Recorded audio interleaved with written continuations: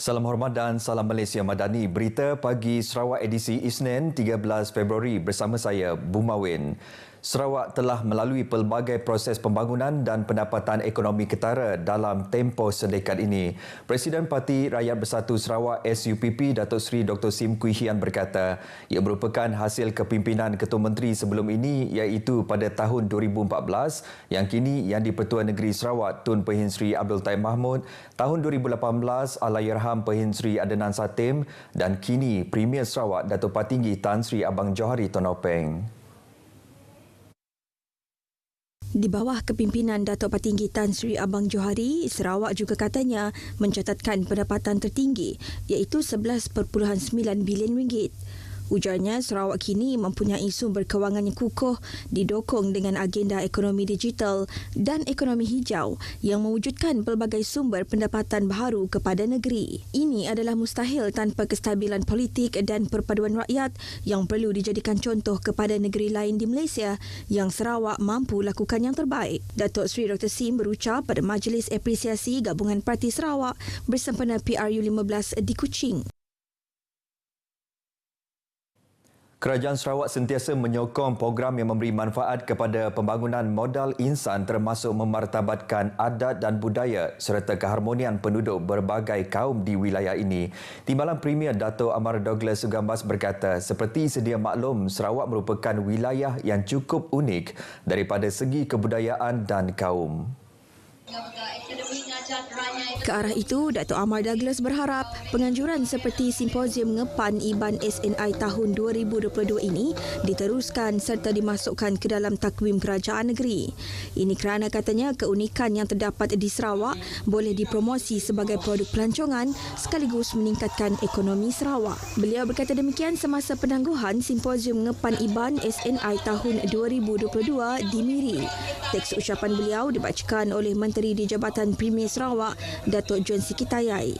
Pada majlis itu juga, beliau turut menyampaikan hadiah kepada pemenang-pemenang pertandingan Kumang SNI, pertandingan Ratu SNI dan pertandingan Keling SNI 2022. Kapasiti bekalan air dari Loji Rawatan Air Batu Kitang di Kuching akan dapat ditingkatkan kepada 984 juta liter sehari MLD selepas kerja-kerja naik taraf yang sedang dilaksanakan dijangka siap penghujung tahun ini. Menteri Utiliti dan Telekomunikasi Datuk Julahi Narawi berkata, ketika ini kapasiti loji rawatan berkenaan ialah 780 MLD. They are producing 704 MLD to cater for the whole Kuching city, which has a population of 950,000. But again, Kuching Water Board is going beyond Kuching area. They are also supplying to Bau and part of bahagian Semerahan. So meaning that the coverage is very big. Datuk Julahi bercakap kepada pemberita semasa mengadakan lawatan kerja ke Loji Rawatan Air Batu Kitang di Kuching. Selain itu katanya, projek Loji Rawatan Air Landih di Padawan yang dianggar menelan kos 1.6 bilion ringgit bakal membantu menampung peningkatan permintaan air di Kuching, Bau dan Semerahan pada masa akan datang. Ketika ini, projek berkenaan masih di peringkat mengenal pasti tapak yang sesuai. Dalam pada itu, beliau mendedahkan peningkatan penggunaan oleh pihak industri di zon perindustrian bebas Samajaya antara penyumbang utama kepada peningkatan permintaan air di Bandaraya Kuching selain daripada pengguna domestik. Zon perindustrian bebas Samajaya kekal menjadi pengguna terbesar di Bandaraya Kuching dengan permintaan semasa sebanyak 22 MLD. Tambahnya, terdapat beberapa syarikat industri elektronik di zon berkenaan yang bakal mengembangkan operasinya dalam masa terdekat dan ini akan menghasilkan permintaan tambahan sebanyak 21 MLD menjelang akhir tahun ini.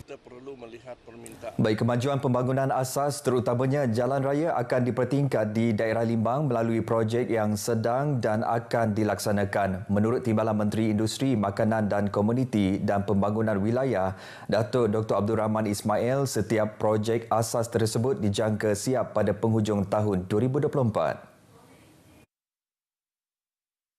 Jelas Dato' Dr. Abdul Rahman, pada masa ini, kerajaan negeri komited memfokuskan pembangunan infrastruktur dalam dan luar bandar agar terus maju seperti di daerah dan negeri lain. Beliau berucap dalam majlis sambutan Tahun Baru Cina 2023, anjuran Gabungan Persatuan-Persatuan Cina bahagian Limbang Sarawak bersama Persatuan Vui Neng Limbang bersempena sambutan 60 tahun Sarawak Merdeka.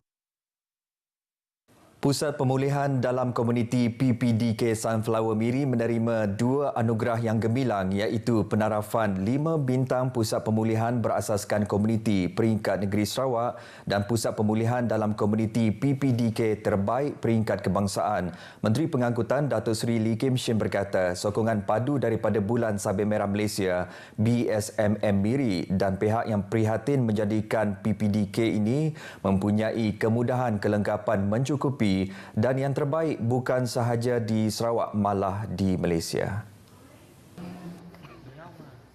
PPDK ini juga katanya telah mendapat banyak bantuan daripada BSMM Miri selain disokong Jabatan Kebajikan Masyarakat. Beliau berkata demikian pada malam penghargaan PPDK Sunflower di Miri. Pada majlis sama, beliau mengumumkan peruntukan RM20,000 bagi penyelenggaraan bangunan PPDK Sunflower Miri selain penambahbaikan lain manakala sebanyak RM5,000 untuk pusat berkenaan. Beliau berharap semua ibu bapa akan bekerjasama dengan pihak PPDK menjaga anak-anak istimewa di pusat itu.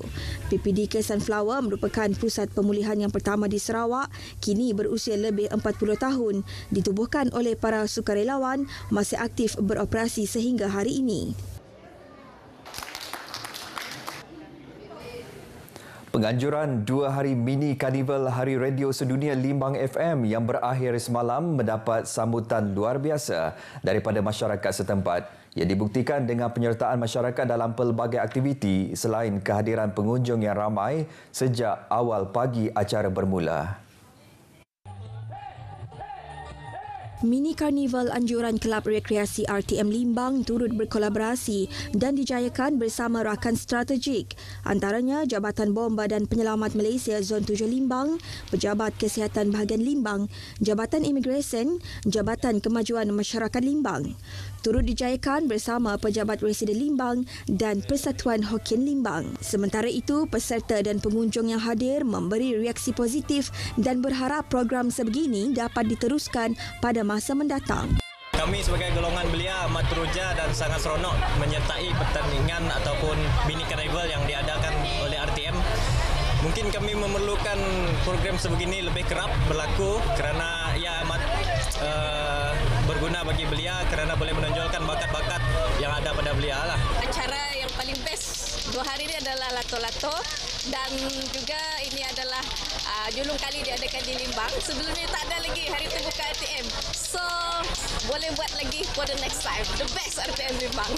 Saya sungguh bersyukurlah anjuran ini dengan meriah dan saya berharap penganjuran ini akan berterusan sampai bila-bila lah dan akan berterusan akan membesarkan lagi program ini lebih daripada hari inilah.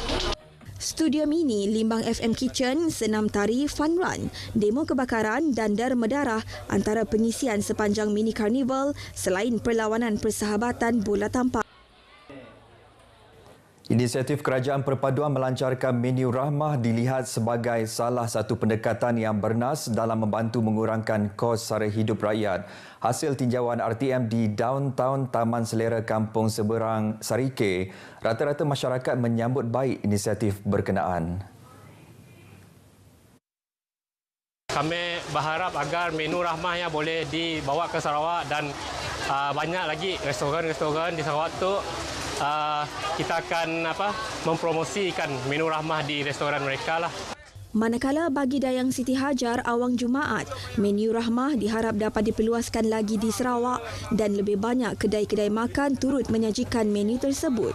Untuk menu rahmah lah kami harap di Sarawak lah sebab kita tengok menu rahmahnya ada di Semenanjung je. Kami harap di Sarawak pun ada di Polah je lah. Tawaran harga menu yang berpatutan tersebut dapat membantu golongan sasar yang terkesan dengan kenaikan kos sara hidup pada masa ini. Petronas terus komited melakukan tanggungjawab sosial korporat CSR berkaitan kebajikan, pendidikan dan pemeliharaan alam sekitar. Ini termasuk meneruskan kerjasama dengan rakan-rakan strategik seperti Jabatan Bomba dan Penyelamat Malaysia JBPM. Penyelamat Sarawak kita dah buat beberapa program lah kerjasama seperti program Summer Camp yang kita dah ubah suai nama kepada program kita Selamat. Kita buat tahun lepas dekat Miri Sarawak.